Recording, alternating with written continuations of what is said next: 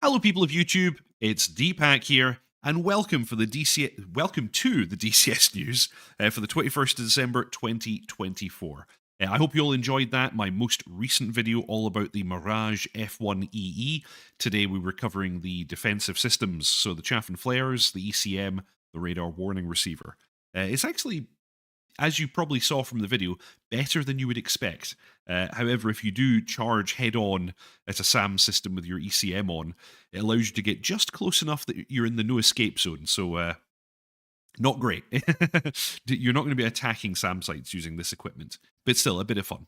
And I think that probably brings the Mirage F1e series to an end. I don't think there's really anything more that I can cover now. So next week, perhaps, we'll see, I'll begin the series all about the Apache, the H64D. I know you guys have been asking for that one for a while. So, welcome to the stream, Tea Kettle Barbecue, Tog, Orleans Junkie, Colin Kelly, Pink Floyd, James Fenton, B. Denson, Stuart McLean, Only Napalm. Oh, wow, okay. I'm not even going to try pronouncing what you just said, but yes, I think the first bit is Finnish and the second bit is Swedish. So that's very exciting. Thank you for that. Golden Gnu, welcome. Osprey, welcome. Hello, people of Deepak. It's YouTube here. An interesting story. Welcome to the stream. Nice to have you all aboard. And this week, as we have had in the past, say hello, everybody, to John Bluer. Welcome to the stream. Hello. Hope you're doing well. Having a great Christmas so far. Yes. It's coming very, very soon now. It's coming very soon. Hopefully Santa has something nice for you. Have you all been good boys and girls? I think at this rate, with the amount of chocolate I'm eating, it's probably going to be diabetes. So, yes. What did I get this year? Adult obesity. Matt Jones, I'd love to see Combined Arms get some updates, such as VR interiors for tanks, including crew animations, such as gun loading. Tog has a theory, doesn't he, John Bluer? He does, yeah. So, was that about the Abrams? Am I right in that? Yes, yeah. And I agree. We are seeing a lot of that Abrams. The other one's that T-72. Yes. There's like a BM3. I know they did do like a lot of stuff in things, but call me cynical, but ED don't put that amount of detail into something unless there's a reason. And they don't show off these things in trailers as much. Because you see that Abrams in every one of them now, don't you? Yeah. So, it could also be the fact, though, that, when they're making the videos, they're kind of like, okay, we need some close-up shots of some ground vehicles, right? Which models have we done recently that actually look okay? Yeah. So that's also a plausible explanation. Third theory is the guy who makes the videos is either the same guy or really good friends with the guy who made the Abrams. So, so he's like, I'll put it in for you. Yes. It could well be. Golden Gnu, OMG, Apache super hyped, yay. Hashtag blessed or something. Yes. The Apache's been a long time coming. I feel like, although there is still some stuff to be added to it, like the radio frequency interferometer, I think about now is probably a good time to start a series on it. And like by the time you get to RFI, maybe it's already been implemented anyway. So yeah. I think it's good to go. Pink Floyd likes your scrolling banner. Someone already noticed. Yes, absolutely. And also, you'll be very pleasantly surprised to know I can actually add rude words to it as well. So who knows what might happen in the future? Shenanigans, maybe. Demonetized. Yeah. Matt Jones, Challenger 2, hopefully, he says. Are we not getting the Challenger 3 now? Yeah. I thought the British Army was doing something with that. Yeah, they were, because was it the Black Prince for a while, didn't they? And I think that was more of a technology demonstrator. I remember for a while they were flirting about, was it 130mm Rheinmetall? They were going to stick that on that now, but but I think they're sticking to the 120. Aren't they going over to the smoothbore though? Because I think they've had a rifled forever, haven't we? You would kind of hope so, because they're making it difficult to have different ammunition types. because they, the British Army has the rifled barrel, and the entirety of the rest of NATO doesn't. And so many of the ammunition types can't be fired in the Challenger because of the rifling. Once you go smoothbore, you kind of have free rein about what ammo you can carry. Yeah. And I think the reason why we've had the rifles is they're kind of enamored with the Hesh round, aren't they? And that was the whole point of it. But now you've got these programmable. Have you seen the new programmable rounds that they've got now? So they can actually program The the rounds airburst to ones. do, yeah, and all sorts. But you can basically get the effect of Hesh with these modern rounds. So you Yeah, almost Hesh as a singular round is not really needed anymore. yeah. So And yeah, and I think that actually, makes sense. like in well, okay, I'm not a tanker. I don't really know what I'm talking about, but in Hmm. my opinion, high explosive has more applications. Because like if Mm. I'm thinking correctly, like the British tanks are carrying darts, sabo, and they're also carrying Hesh. Mm. And that kind of limits, like, if you're carrying Hesh, then what do you do against personnel or lightly armored vehicles? Mm. Because I Mm. don't even think the Hesh will fuse on like a lot of things. I think Um, it does. I think it still it acts like a high explosive, but I think it's the whole idea of the rifle. You have to now have a rifled. I Um, thought Hesh again. I'm talking yeah, about things that I do not understand, yeah. but I thought Hesh would only detonate after it actually squashed. And if you hit Yeah, something yeah, too soft, then surely it's just going to go through and not fuse. yeah. It's always a problem. You never want to be too soft. So Yeah, yeah, there you you go. might not Yeah, achieve maybe it is. penetration. Exactly. So yeah, maybe that's what it's all about. Yeah, exactly. But anyway, again, Yeah. don't pay too much attention to what I say about tanks. I don't know enough, but I would Yeah, have don't thought. pay too much attention to what we say about DCS as well, but definitely not tanks. Yeah. Yeah, yeah. Like my only claim to fame is that I am actually a pilot, so I understand flying, but Yeah. I've never flown it. Well, I say never flown anything military. I flew the Chipmunk Oh and I yeah, flew that's the true. Bulldog, Yeah. so Yeah. technically military aircraft, but only in the loosest possible sense. We need an SME for the chipmunk. We're good to go. Ah, Exactly. well, I've got like 2 hours in it, so I don't know Yeah. how useful I would be. Yeah. Mark S, welcome to the stream. Matt Jones, we're switching to the Rheinmetall 120mm L55 gun, so we'll have Mhm. NATO ammo compatibility with Abrams Yeah. Leopard 2. Yeah, that sounds like a smart move. I Yeah. like that. And Challenger 3 is a prototype right now, says Matt Jones. Mhm. I feel like Matt Jones knows what he's talking about, so I'm going to go with him on this one. Yeah. Same. Callum Little, I thought Hesh was the Jewish guy from Sopranos. Okay, well done. Oh, brilliant. Yeah, yeah. High So good. explosive squash head, young man. Yeah, But yeah. I appreciate the comment. Yeah. Pink Oh, so Floyd, good. in Canadian tanks, it's just a guy in the tank firing a Lee Enfield through the cannon barrel. Okay. Uh, Mm. love it. It's So got some anyway, comedians in shall we jump on to the newsletter for this week? that. There Mhm. is not a huge amount to go over this week, but we do have the winter sale is still on, and it will continue to be on until 2nd of January at 1800 GMT. Are people still using GMT? I thought everybody said UTC these days, but anyway. I don't know. I still say GMT, but maybe Hmm. I'm behind at the times. It's very Yeah, likely. I'm pretty sure that technically GMT does not exist anymore. Is it I th- BST now? Is it British Standard Time? no, Or that would be oh, British summertime. British Summer Um, Time. no, we use UTC, Is it UTC? Okay. Universal Time Coordinate, which Yeah. is the same as GMT, but it's what everybody talks about now. Like in aviation, we always say UTC. Anyway, Yeah. in any case, yeah, the winter sale continues, and some things are up to 50 percentage points off. Mm. So that's very, very nice. And okay, the big one, of course, earlier this year we announced our very first full fidelity Soviet fourth generation fighter. Our MiG-29A Fulcrum is advancing full speed, and our dedicated team has been working diligently for a release in Q2 2025. And they direct us to check out their screenshots, which we absolutely should do. I just clicked on the wrong thing. Give me a sec. There we go. Okay. So we get a bunch of screenshots. Of course, it's a Soviet aircraft, so it's more knobbly and rivety than we're used to. But very, very cool, and it's an aircraft that we're all familiar with, of Mm. course, especially people who've flown earlier versions of the Falcon series of flight simulators. When am I thinking of Falcon 2 or maybe Falcon 3? I don't remember. Where Mm. they had you could buy it a kind of F16 copy of the game, or they also sold a MiG-29 copy of the game, and you could then do Oh, that's multiplayer, cool. which was really Yeah, fun. that's cool.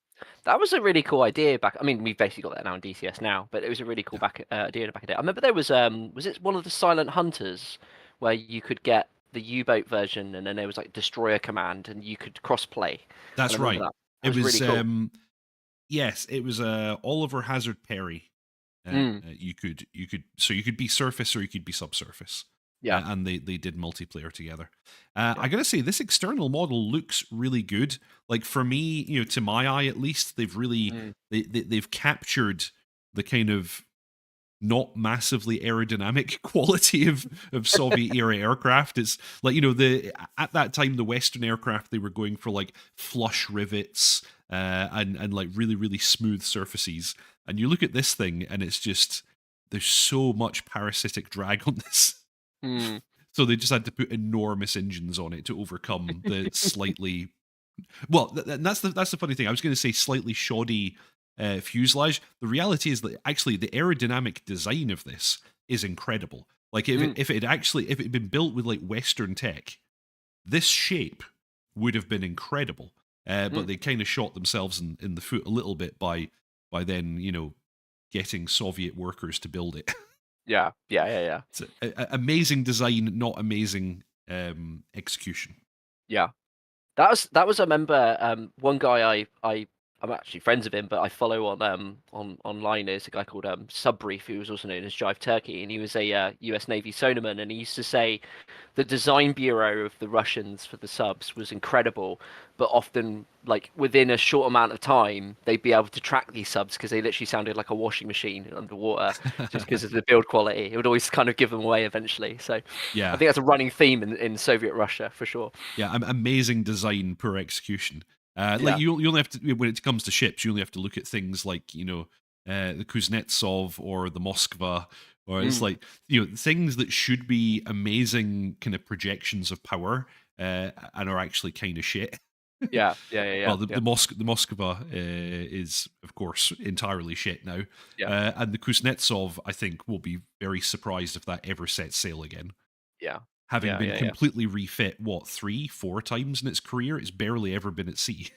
Yeah, and then didn't even the was it the what do you call it? The dry dock sunk, didn't it? It Or did, burnt up or something. Yeah, yeah, yeah. yes, So yeah, yeah, that's uh, hilarious. yeah. The dry dock sunk, which seems like an oxymoron. It's like imagine having a car that's so shit that eventually the garage catches fire. Yeah, kinda. Mike Delta is schooling us on Hesh rounds. He says there's a low explosive at the back of the round that then triggers the high explosive at the front of the round. There you Nearly go. 20 Cool. years since I taught this stuff in the army. So yeah, that was kind of my understanding. Like it has to moosh, and if it doesn't moosh, it won't actually detonate. Yeah. Um, Nico, the design is truly riveting. Gives me the bumps. And the Um, dad jokes. yep, Callum Little, Starscream made this cool. Mm-hmm. Uh, What's Starscream make? I don't understand what that means. That was Uh, Transformers. Starscream was one of the Transformers, wasn't he? Was he a MiG in the old ones? oh, I'm Might not have enough been. of a Transformers fanboy to understand that reference. And yeah, Callum Little, it's hard not to feel sorry for Ivan Submariners. Yeah, I think if you were in the Mm. Soviet Navy and you were in a submarine, your life expectancy probably was not great. No. But look at this. Look at the modeling on here. So I think what we're looking at here is the IFF antennas and the IRST. Mm. That's looking very, very pretty. And yeah, like a full fidelity simulation of IRST would be super cool because we don't have, well, yeah, we don't really have it. I'm thinking of the F-14. Mm. The F-14 doesn't really have an IRST. It has a camera. Yeah. If um, we got the D model, we would. That had a full-on IRST. yeah. But that thing was so good that it's still classified. They still don't talk about it because I think that's a lot of the technology that went in from that went into the is it the Legion pods that they're running with now. Oh, So modern jets now, I think the F-16s and the F-18s, they're running IRSTs, which are either as a pod. Do you know the Harm HTS pod yes. mount on the They got the F-16? cheek stations. Yeah. They've got that, and I think the F-18s have one that sits on the front of a fuel tank, centerline fuel tank. and the Legion IRSTs that they're now operating, I think, as far as I know, roughly speaking, are using a lot of the tech from the old. I say old, the F-14D's IRST. But apparently that thing, I watched. Do you remember? Did you ever watch the Tomcat podcast with the Tomcat guys? I No. can't remember what it's called now. They had a D guy on who used to fly the Ds, and he said that IRST was scary. Yes. Apparently you could data link them up and triangulate, and you could basically, I think they said you could launch a Phoenix in effectively a TWS mode using the IRST. And if you data linked a bunch of I-14s, they could run silent, and you could effectively launch a Phoenix at like 80 nautical miles with an IRST lock, and they would have no warning until the Phoenix went active. Yeah. Which is, for like 2000s, is scary stuff, you know. That makes a lot of sense, because the data link, even in the B model, allowed you to triangulate the position of contacts based on... was it the jammer? Yeah, the home on jam mode. So if you had enough F-14s spread out enough, you could actually get pretty exact positioning information for a jamming contact. Yeah.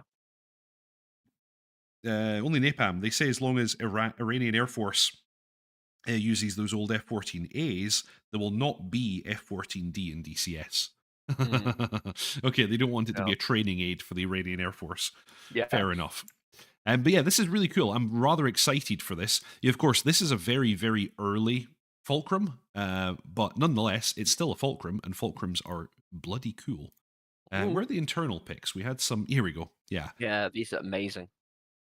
Yeah, because the Fulcrum is kind of funny because it's pretty modern. It's a fairly capable fighter with fly-by-wire and INS and other bits and bobs. But you look at the cockpit design, and you're still kind of looking at 1960s, 1970s style Soviet layout. It's kind of bad, but really cool at the same time. It's like if you took the guy who made the Hind and told him to design the cockpit for a fighter plane, this is what he would have done.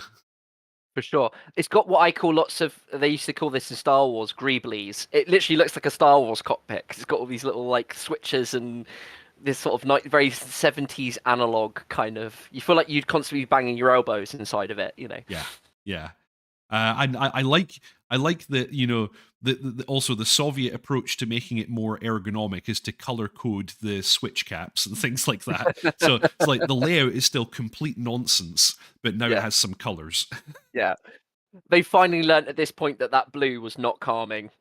Oh yes, that's right. Because the flanker still has blue in the cockpit, but yeah, the MiG went to grey. Yeah, it's interesting. It's very interesting. I'm very much looking forward to seeing what it is like to operate this cockpit. Now, of course, so many of these switches are only used during startup. And you'd probably use a bunch of this stuff, like you'd set up for an attack and then you wouldn't touch it. But still, it's so many little twiddly bits and bobs all over the place. Yeah, I'm really looking forward to giving this a try. Also, I think underneath the throttle there, I'm looking at the push-button style flap controls from the MiG-21. And, the idea of having these little clicky push buttons like you'd have on an old television to control your flaps in a fairly modern aircraft is also hilarious to me. I love it. I love it. I'm pretty sure that's what I'm looking at here. So very cool. Very, very cool. One thing that's worth noting, we were just talking about spoilers chat. We were just talking a little bit before we started, and we were saying about that HUD repeater, which is on the right.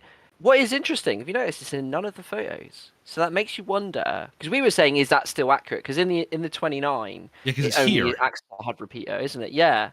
It's here, but it's not lit right now. No. But we were saying earlier on that, obviously in the Su-27, obviously that has a data link, but it shows things like your route, your planned route, and some other bits and pieces. But you were saying, you said Flaming Cliffs 2, that it used to do that? Yeah, early on in Flaming Cliffs 2, in the MiG-29A, the display was the radar display. And then for some reason, at some point, ED came back and said, no, actually, we got some new documentation, and we're pretty certain that this was never a radar display. This was only a HUD repeater. Yeah. Which to me, like, I just don't believe it. I don't No. believe it because have you ever seen an aircraft that has a dedicated HUD repeater? It's not even a multifunction display. It only No. does that one thing. Why would you Mm. do that? And it's just under the HUD. Yeah, yeah. Because like the Tomcats kind of got that cool The thing that kind of VDI. does that. Yeah, and it does. Yeah. You have the cloud, the not the clouds, but those trapezoids, isn't it? They come towards you, Yes, and that kind of acts it up. But that's multifunction, isn't it? Because you it can is. flick that between the TCS and that. It has at least 3 modes. Like I think Mm. it can be a repeater for what the Rio is displaying. It can Hmm. be the pilot's flight display, and I Mm. think it can display the camera as well. I Yeah. think. Mm. Um, And that's further down, so that makes sense because you might have sun glare, and you might need to have something to reference a little bit lower. well, You know, actually, if in you've the got a heads case up. of the F14 as well, Mm. its pitch bars are like in line, if that makes Mm. sense. They're whereas in the HUD in the F14, your pitch bars are depressed. So it always kind of looks like you're diving even when you're flying level. Yeah. So I don't know about anybody else, but I found myself tending to reference either the VDI or the standby attitude instrument. Yeah. Like I Yeah. didn't Yeah. like using the HUD for No. flying No. level. But anyway, So no, that I think all this makes me. I'm in agreement with you that I think that repeater does more. I think there is, and maybe that's what we'll find out. I just find it interesting that there's no pictures of that. Do you know what I mean? That is very clearly not in any of those photos. well, they obviously Um, haven't done, like, I would assume they haven't done any of the displays yet. So I guess they yeah, haven't done the HUD and they haven't done the radar yet. yeah, yeah, yeah, So that's probably why they're not showing it off. And yeah. like even when you look at most of the instruments, actually not in this shot. One of the other shots, or maybe in this shot, most of the shots that I've seen, most of the instruments are flagged. So Yeah, I don't know how many of the instruments they've actually finished yet either. yeah, But this could just be a powered down aircraft because hmm, all the needles are pegged. yeah, In any case, I'm excited for this. I think it's going to be yeah. rather cool. Let's dive a little bit more into the actual announcement here and see what ED Mm, are saying. I'm not going to read out all of this, but they call out the fact that this is going to be their first aircraft based on photogrammetry. And of course, mm, this is a technology that Heat Blur have been using extensively. Razbam used it to a degree as well for some of their aircraft. I don't know if anyone else has been using it. But yeah, certainly. Well, Grinelli mm. wasn't Grinelli doing it for their Yes, Super Sabre? Granelli have. Yep, they have. Yeah, that was for the F100D, their new one. Yeah, they've been definitely. I've definitely seen screenshots of that. Oh, the guys doing the A7 Corsair too, Okay, because they did they scanned a Portuguese one, I think, when they showed off last year. I think it was the end of last year. They showed off the Corsair 2.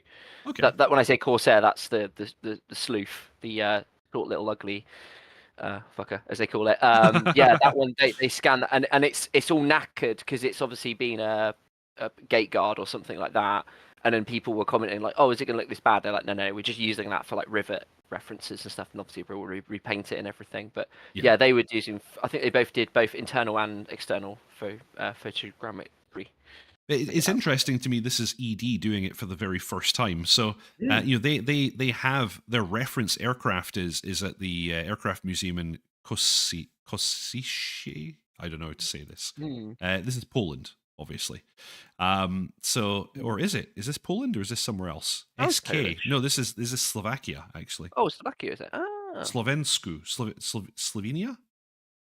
Oh no. Okay, I'll find out. someone's Let going me to do. call me a complete idiot because I'm not recognizing which country this is. It's Uh, Slovakia. I just it's did a quick. Slovakia. Okay, there we go. Yeah, yeah, Fair enough. So yeah, they've got a Slovakian reference aircraft, and they're actually they're scanning it for the cockpit and the yeah. external model. So this is really cool. Mm. I think that's going to look really really good.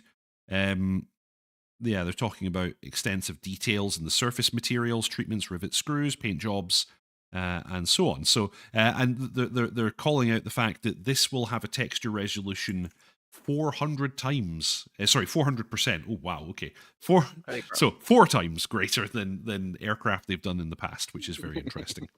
My poor graphics card's going to be screaming at me. Can you imagine? Yeah, 400 times. What am I talking about? Anyway, so yeah, this aircraft has some quite interesting avionics for an aircraft of its vintage. We've got the optical laser system.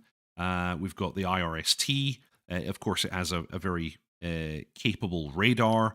It has the the unfortunate the SPO-15LM radar warning receiver. So the shitty Christmas lights bullshit that these Soviet aircraft had.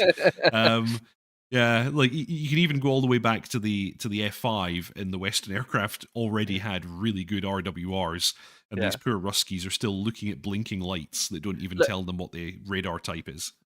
It's an upgrade from the Hind, which is just a Dr. Pepper cap with some Christmas lights in it. Look, this one at least has like a picture of a Mig in it.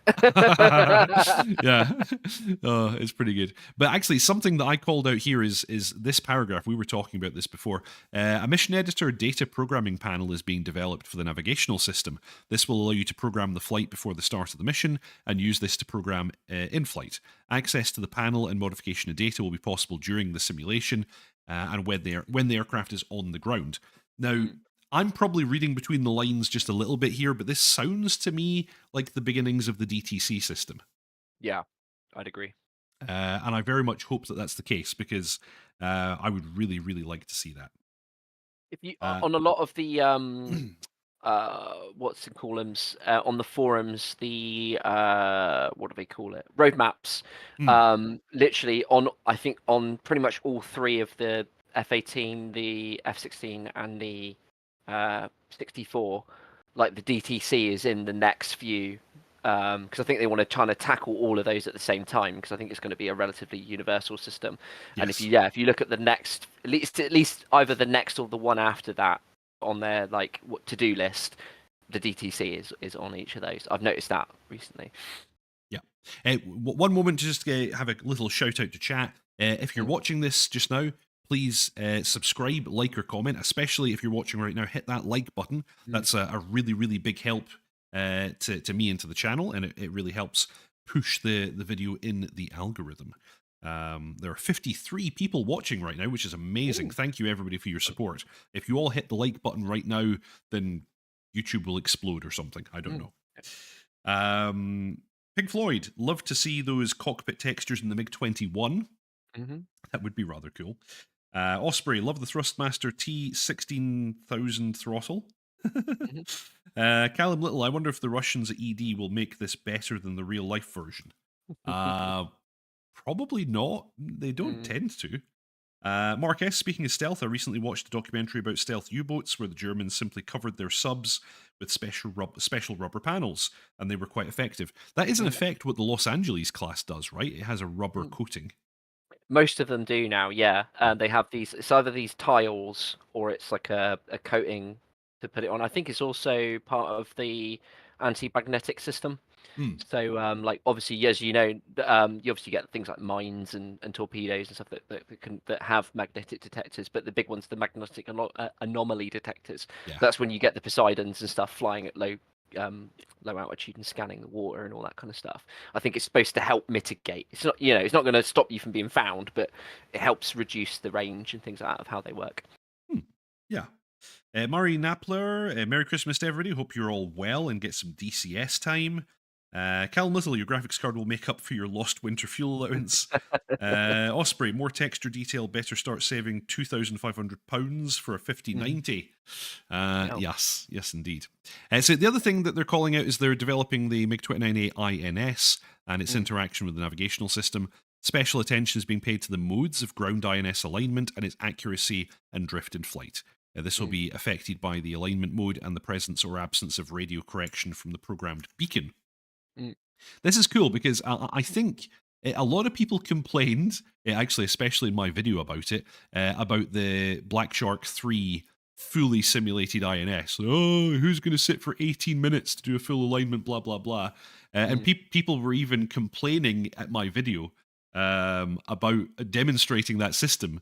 So, this takes far too long. Why are you doing this? I'm like, I'm not Kamov. I didn't design the thing. This is how the real aircraft is. Like, people were actually calling out me and calling out ED, and they were like, Why have you people done this? Why are you ruining the game? And it's like, it's a simulation of a real thing, and this is how the real thing works. That's so funny. I can't Yeah. believe you've done this. I Yeah, can't believe just you've done this. like I It's- didn't do anything. I'm just making videos on YouTube, all yeah, right? I'm like doing air stars. If you don't want to align an INS, if you're a real pilot, you have to do these things. Yeah, absolutely. I think there is actually a tick button in the mission editor where you can set like just already aligned, I think, Yes. or whatever. So yeah. Many of the modules have that, and I'm pretty Mm. sure. Like, I think in the K50 you can choose like an unrealistically fast align and even like an immediate align and things like that. Yeah. So I was demonstrating what the real aircraft is like, and of course Yeah. the real aircraft is rubbish. Yeah. That's just how it is. Yeah. Something else I want you to call out from this is they talk about the IFF, and this is also very, very interesting because I think, am I right in saying this is the first time the ED have simulated IFF in one of their modules? Because DECA simulated IFF for the JF-17. I think the F-14 simulates IFF. I think the Mirage F1 simulates IFF. So like a number of the third parties have IFF simulation, and most of them are even compatible, which is cool. But I don't think ED's modules simulate IFF at all, really. I think it's part of they're trying to be careful, aren't they? And I think they've said before, even for certain modules, they're like, we can't touch that, but if a third party wanted to, they could. Because I think I've literally seen them comment on something before. It was either Nui or one of the guys, and they were like, look, we can't touch this, but a third party potentially could.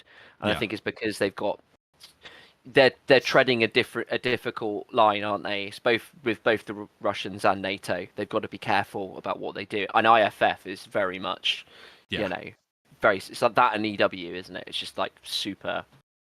You can't even really talk about it. Yeah.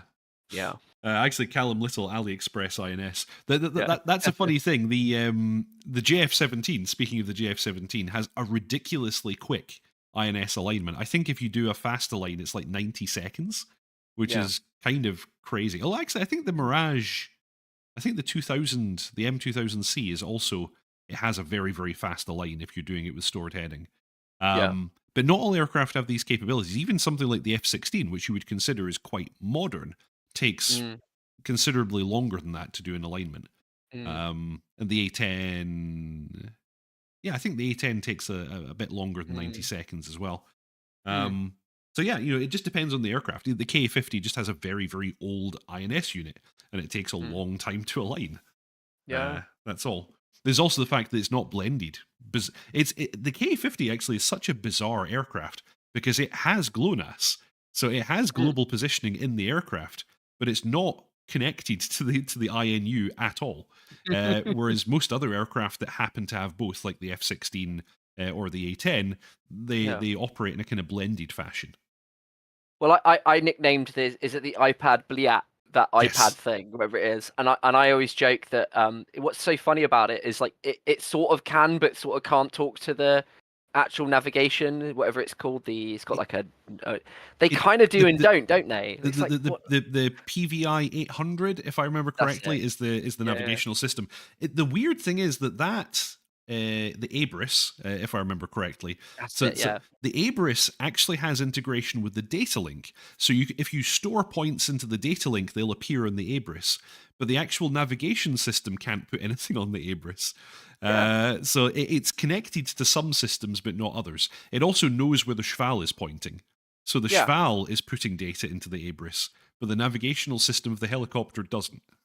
It's so weird. I feel like I'm trying to like install an old Windows 95 printer whenever I'm using that thing. It's just like it sometimes talks and sometimes doesn't. Yeah, it's really weird. It's a very strange thing. Well, thank you very much indeed for the donation, Frantic. That's extremely kind of you. That's very, very nice of him. Thanks, Frantic. Yeah. I love you too. He's shared a lovely message. Luckily, this camera doesn't have smell-o-vision. So luckily, we don't have to suffer. Exactly. So Callum Little, the Jeff, when you order your Eurofighter from Temu, pretty much. Although, actually, is it the J10 that the Chinese have, or is it the J11? I forget which basically is like a cheap Eurofighter. Yeah, it's Temu Eurofighter, is it? Temu Typhoon. There you go. Yeah, I have Yeah. to say, I really, really like the JF-17. Yeah. To my mind, it is a very, very capable aircraft. And of course, you're getting that standard kind of Chinese thing where it's like, it's a bit cheap and not Mm. all of the features are that good, but it's good enough. Yeah.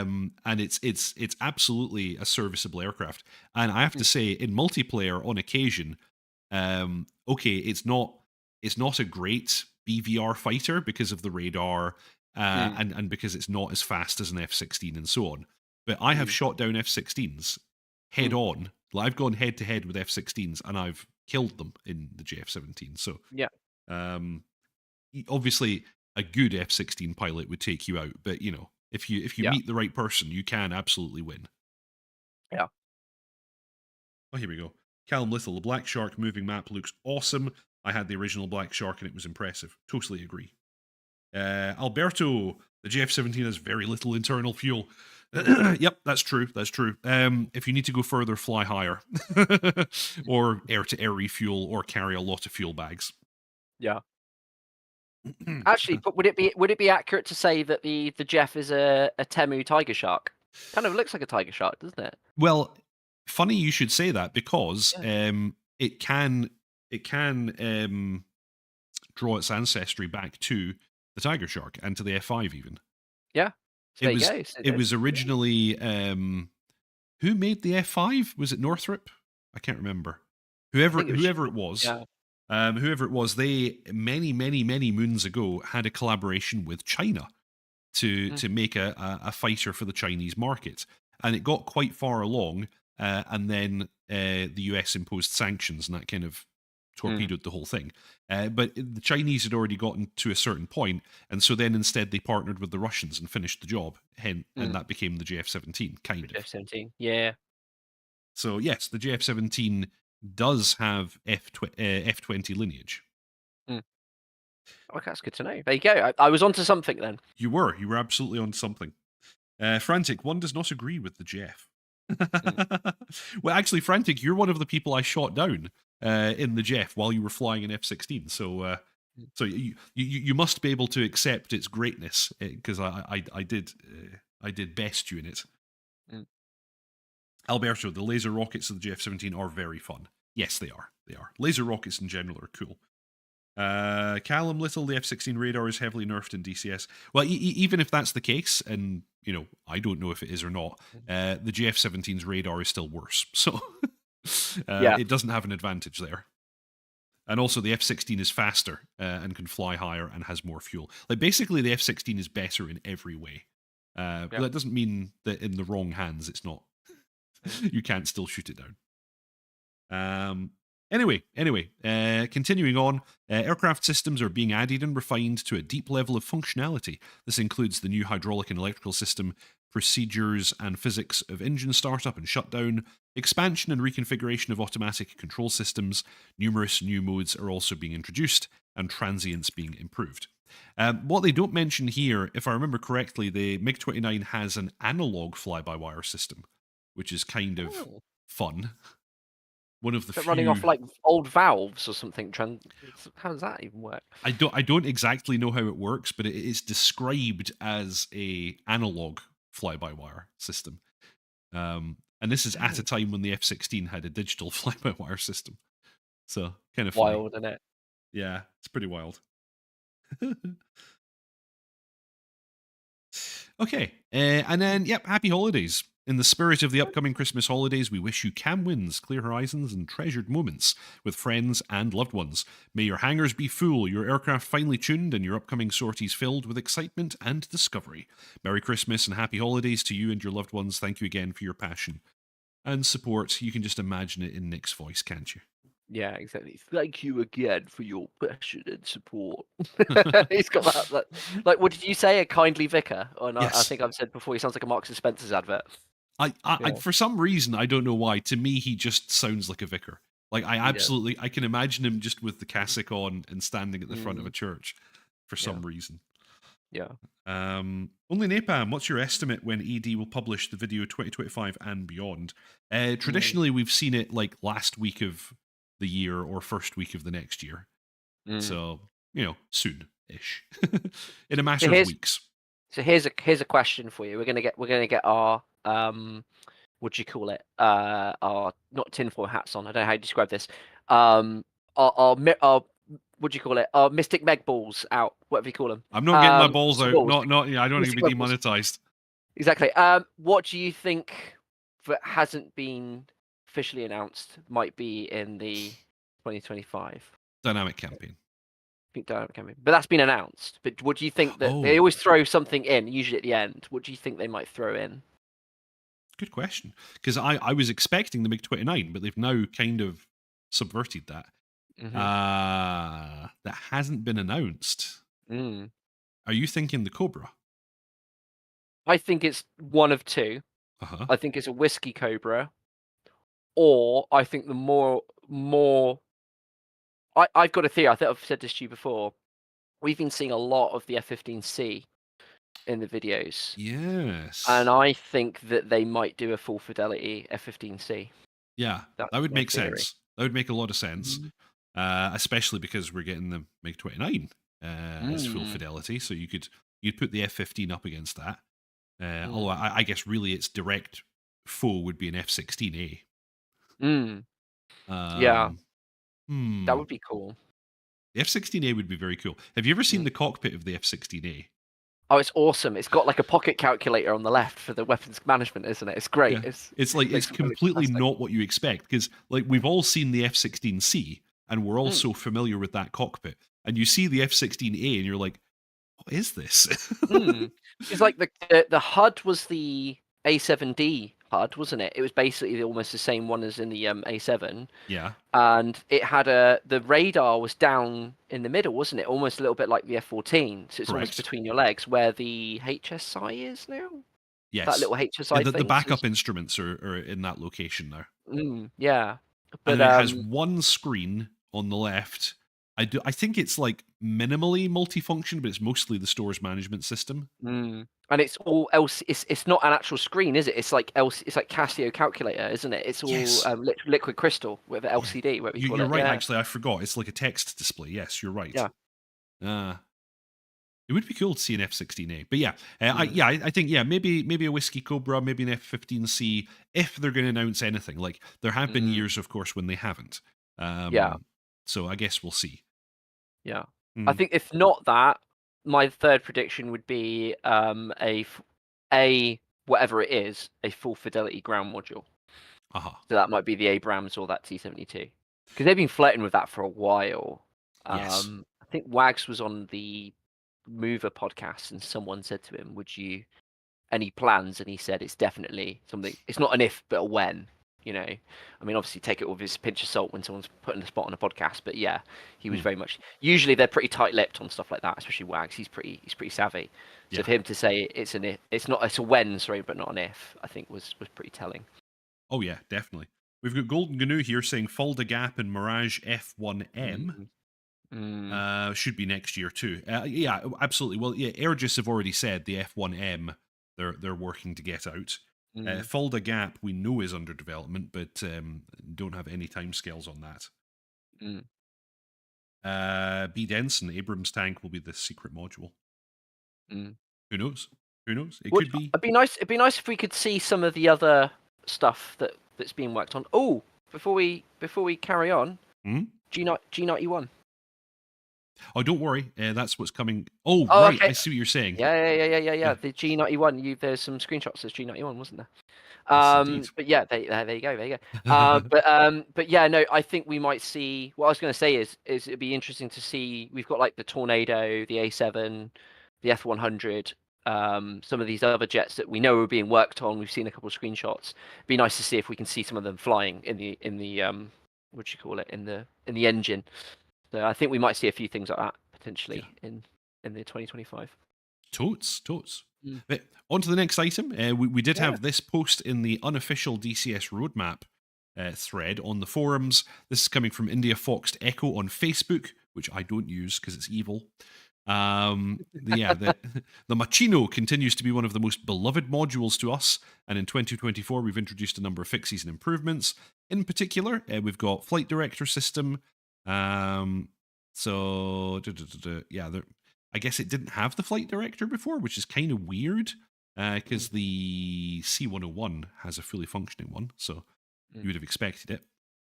They're going to add special options, allowing users to customize their flight experience. Doesn't really say what. mhm, New key bindings, flight model improvements, some bug fixes, and future updates. The MB339 remains in continuous maintenance and will continue to release updates and bug fixes to ensure the highest level of quality and fidelity. mm. Additionally, we're considering introducing new features, such as the ability to deploy the AIM-9L and or Magic 2 air-to-air missiles. Although this is a fictional feature for the A version, it could be an interesting addition to expand the module's operational capabilities. Very, very naughty, adding features the aircraft Ooh. doesn't have in real life. I don't know how we Yeah. don't know how we feel about that, chat. How do we feel about that? I'm a strong believer that if it never had it in the real world, it shouldn't have it in the sim. Mm. I'd say the only way you can maybe push that would be like if it was tested extensively, and even then, you're really not. You know what I mean? Unless it was in production. Yeah, because Ooh, that's this is you're of in hot course water. this is the logic that people use with the Apache and the Stingers. Mm, The fact that it was tested, but the U.S. Army never equipped it ever. mm, And okay, some export versions were equipped with it, mm. but that's not what we have in the sim. The one we have in the Yeah, sim is the U.S. Army version. yeah, yeah, So anyway, yeah. and then of course we have India Fox Echo talking about the DCS G91. Although we've been very quiet about the development of the G91 module, rest assured that we have been working on it quite a lot in the past few months. This module remains a key project for us, and development is actively progressing. In particular, we've just completed the total refactoring of the cockpit model, and while textures are still work in progress, we are happy to finally share with you some screenshots of the pilot's office. Next major step is to fully integrate the new cockpit with the aircraft code on the aircraft to date, allowing us to get rid of the old model, which we no longer consider up to the high quality standards achieved by DCS World. We believe that G91 development will proceed at a much faster pace, and we're confident that we'll be able to release the first version of the G91 in 2025. While we cannot commit to a specific date just yet, our philosophy remains unchanged across all our products. It's done when it's done. So let's have a little peek. Here's the cockpit. They did say the textures are not final, so this is Mm, just an indication of what it could look like at some stage in the future. mm. Still Uh, looks pretty damn good. If that's yeah, their, that's their first pass. Not mm, terrible. no, not at all. It's an interesting looking cockpit. Mm, I'm getting kind of Saber vibes from it. yeah. It's kind of straddling that.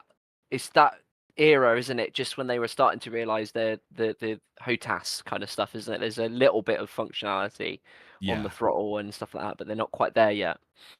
yeah. We're adding some buttons to the stick and throttle. Mm. G91 was a bit of a Cold War warrior, wasn't it? I mean, that thing was flying up until the mid-90s, if I remember rightly, at least with one of the air forces. Probably Italy, Um, I'd imagine. yeah, yeah, but they were going for a while, and that was like their primary. I think it was like light strike fighter. I think a bit more air to ground dedicated, isn't it, than something like a F4 or a an F104. Yes. Yeah, this is good. I like the look Mm, of this. mm, Yeah, an interesting module. I've got the MB339. I think it's nice. It's mm, unfortunate it's not had that many updates. Although I don't think there's much to add to it. It's mm, fairly decent. mm, Golden GNU, if any of the operators had it, I think it's great to have it as an option. What even India Fox Echo are admitting is that no, the A model never had this. So, mm, yeah, it's funny. Mike mm, Delta, DCS would get masses of combined arms players having just a multi crew vehicle. They need to sort out ballistics and get rid of the annoying bugs, but a full mm, fidelity tank is a big yes from me. Yeah, I think a yeah. lot of people feel the same. Like, even Wags on one of his interviews was saying, we'd really like to spend more time with combined arms. They just haven't Mm, gotten around to it. mm. I think from a business perspective, they would be mad not to start moving into that direction because for two Yes. reasons is that that's a massive untapped market potential. You're gonna get those guys, everyone from Steel Beasts and Gonna Hate PC, The main one is War Thunder. Those guys, you're going to get those interested in it. Yeah. And then also they've said themselves that they're kind of running out of, fourth gen, even third gen stuff to do. And, they're going to want to continue developing and adding things in. And I think moving to the ground, the war, they've already been moving that way. If you think about it, with the helicopters and low level combat, haven't they? So it makes sense. Yes, yes, to go that it does. We've got a hot take here from Dancer. I'd be okay with features that were present in aircraft used by other nations in order to have the options for missions and campaigns, but equipment that is bordering on the fictional, no. Yeah, I think I'm with you there. I'm with you there. And also, good evening, folks, says Dancer. Yeah. Fantastic. I mean, we said, I don't know if it was before the stream, we were saying that, like, we mentioned the F-20 Tiger Shark and whether that you could do that, and the argument at least for that was it was never in production, but it was at least functional, and there was a couple prototypes and it flew. Yeah. And a lot of it was off the shelf stuff. And I think there's also an argument to be made a little bit with DCS that it's almost a form of digital conservation. You are kind of taking things that otherwise wouldn't have, you can't get hold of, you can't see flying and all that kind of stuff. Yeah. But like you said, is putting fictional missiles on an MB339 digital conservation? No. This is just me. I'm sure everyone has their own opinion on this, but for me, that's a big no. I don't want to see sidewinders on a training aircraft that never carried them. That's just kind of weird. This is where we're going to see all the comments on YouTube afterwards. We're going to have a big old debate in the comment section now about this. Yeah, get in there. Yeah, I know. I think we also mentioning War Thunder. I made the comment before we started the stream that I really like War Thunder. I'm a big War Thunder player. But something that War Thunder does a lot is they include vehicles that really never existed. Like so much of the lineup in War Thunder is like fictional. Or they're prototypes, or some variant that was never actually built or whatever, and it's kind of, I find it a little bit annoying. But War Thunder is more of a game than DCS is. Of course, DCS is also a game, but it has a more of a kind of simulation pedigree than War Thunder does. Yeah, I think at least War Thunder, I can see the argument for that. Some of these paper tanks, but when DCS is, part of their, there's not an explicit set of values that they've put down on a piece of paper somewhere, but we all understand what it is, and it's still a game, but it's much more on the spectrum of things down that simulation line than War Thunder. Yeah, exactly. Pink Floyd asking, why is John being mean to Frantic? Don't worry, all of us know each other, so this is just bad. Because he came in and he gave a $5 just to say that I smell, so I've got to get it back somehow. Yeah. Why are you being mean to Frantic? We're being mean. Channel right. Personally, I don't mind a wee bit of artistic license when it comes to aircraft systems. Well, of course, what DECA are working on now. What was that? Was that the J7 or something? I forget. Oh, is it the Peace Pearl? Whatever they call it. Yeah. That is literally an aircraft that never existed. Like that is almost a complete fiction. That specific aircraft, but and I think the F-20 would very much fall into I was going to say fall into the same category. Not quite. The F-20 is more real than the Peace Pearl is, because as you say, they were built, they were demonstrated, they were flown, but nobody ever bought one. No. So yeah. Dancer, here's something I would love to hear your take on. You guys think we would need a better combined arms module before going in for high fidelity ground vehicles? So you don't have to convince me that combined arms is a very rough or it's a diamond in the rough. It is absolutely, there's so much potential even as it stands, and it's screaming for a couple months of developer time. Just stick a couple developers on that for a couple months and just tidy it up and get it looking a lot better. And I would argue you could do a similar thing for the remastered, where stick $10 on for anyone who's not used it, and then the new price you increase it by a few dollars. And I think you could do some really, really special stuff with it. It's always come across to me as a kind of a proof of concept. Hmm. rather than something what I'd say is a fully fleshed out module. I think it would be hard if they were to do a full fidelity ground vehicle. It would be extremely hard for them to do that and then leave combined arms to just rot, if that makes sense. So I think what you don't have one without the other. And I think also if they were to, I would see them putting a lot of time into combined arms as them signaling a full fidelity ground module in the future. So I think the two are kind of married. That's my take on it. I don't know how you feel, Deep. I don't have a very strong opinion on this, but I think I would probably just follow suit with you there.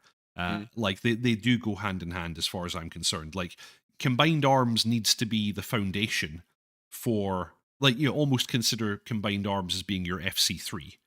So funny For you say that because that's exactly what I was thinking. So that's yeah, yeah, that's accurate. Yeah.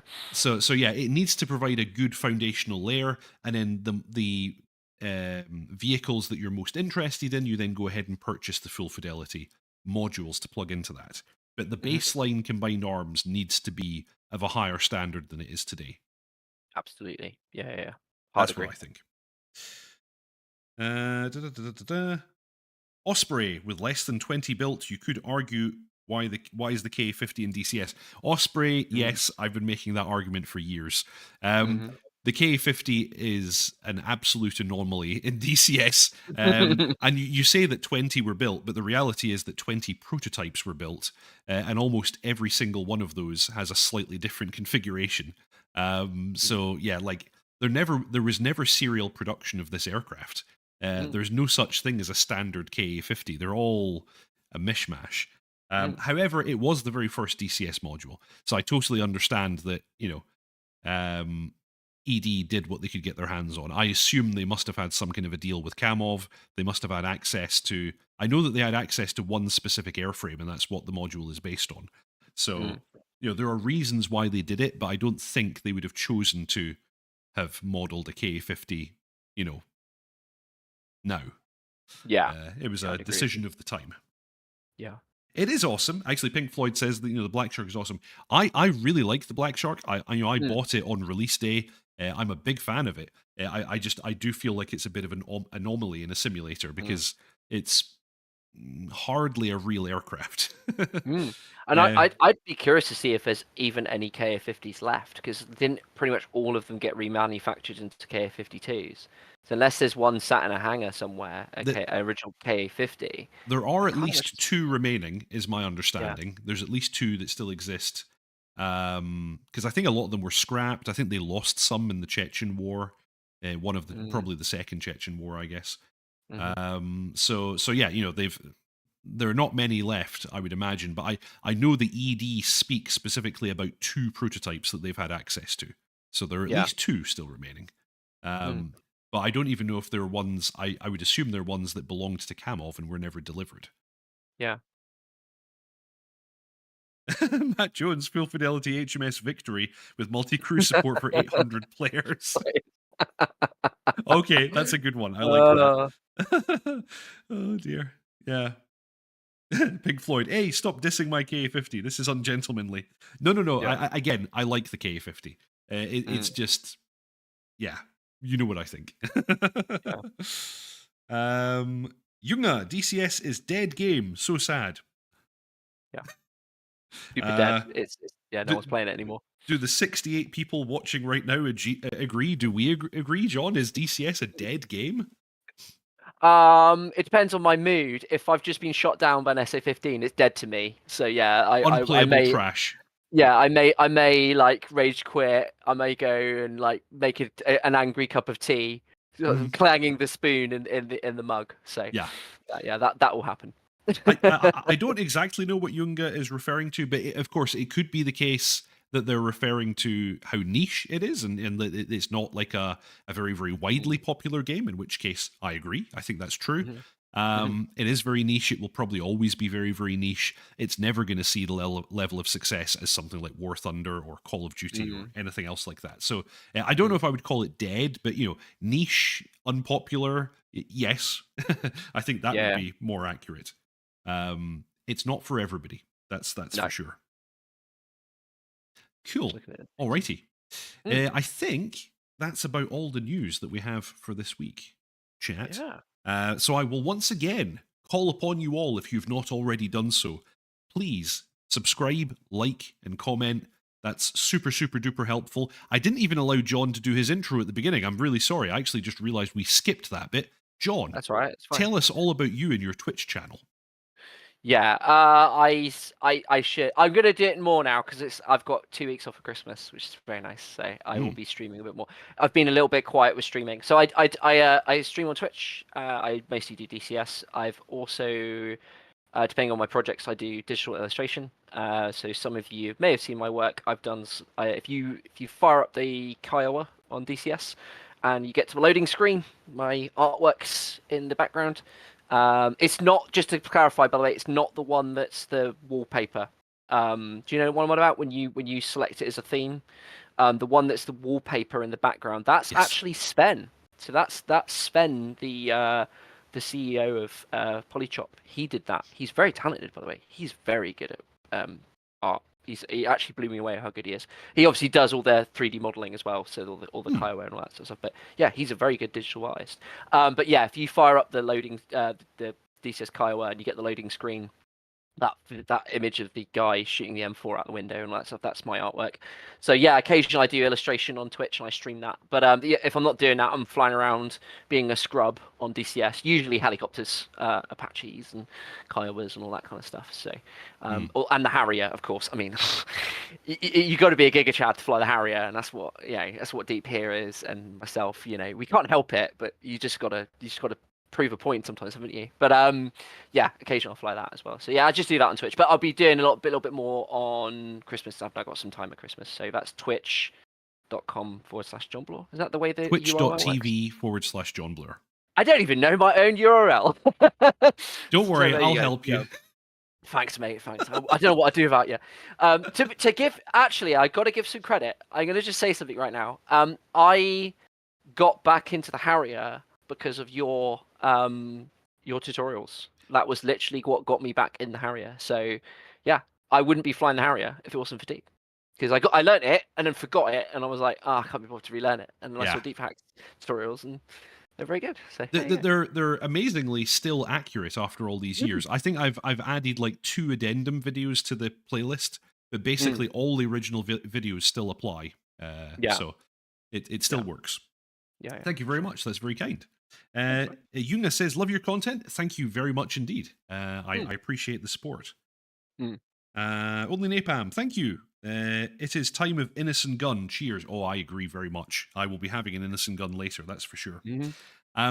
If you want to further support me, you also have the option of joining Deepak's ground crew by clicking the join button below. I really appreciate those of you who do so. It's a small monthly fee, and it really helps me in producing this content. I'll talk a little bit more about it at the end, and I'll give a shout out to the current members. But now it is time to pimp that VAF, as we often do.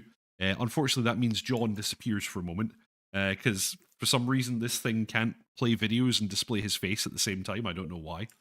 But the VAF, the Virtual Air Force, is a virtual online squadron originally started by myself and Dot Chuckles many moons ago. It's a lot of fun. We have various squadrons that are currently recruiting for the Harrier, the F-16 and the F-18, and we're generally flying on Tuesdays and Thursdays at 8 p.m. UK time. Go ahead and click that Discord link in the show notes below if you'd like to come and join our Discord and fly with us. We're currently recruiting pilots. We're also looking for air traffic controllers, mission makers, livery makers, scripters, and just basically anybody else who wants to come and hang out with us. Whether you fly with us or not, you're very, very welcome to join the Discord. And yep, that's the VAF. Click that Discord link below. Woo! And now John comes back. Oh wait, no, he doesn't. I need to unfull screen this. There we go. Now John comes back. There you go. This is Discord bugs. I'm going to work this out one day why it does this. Yeah. So anyway, yes, big shout out to Deepak's ground crew. Little benefits for joining are that you get to join the Discord, the Deepak's ground crew Discord, where we all hang out. We haven't done a flight session in a while, but we should. I'll see if I can organize something during the Christmas period. I've also been uploading mission files for the tutorials that I do, and I would like to make some checklists. That's my next thing. So I'm going to have a look at that. But big shout out to those of you who are already supporting and are already members. Click that join button below if you'd like to. Thank you very much, Channel Right, JR Walker, Fishy's Canal, Mr. Yeti, Tech Tier 0, Sean IM81, John Bluer, Tea Kettle Barbecue, Whiskey Dale, Stuart McLean, Mangash, Exorcist, Frantic, Michael, Willow Wilson, Byron Farrow, Osprey, Snooblaren, A Balance, Mad Dog Max 78, Pink Floyd, and Samantha. Thank you very, very much, all of you, for your support. And that is all that we have for this week. He's been John Bluer. Go to twitch.tv/John Bluer and watch his stuff. I've been Deepak. Every Saturday at 6:30 p.m. UK time, I post a new tutorial. Today was the last Mirage F1e video. Next week, I will start with the Apache. And that's always followed by the DCS news, which just happens to be this thing, what you're watching right now. Thank you all very, very much for watching. Fly safe, and I'll see you all next time. Ta-ta.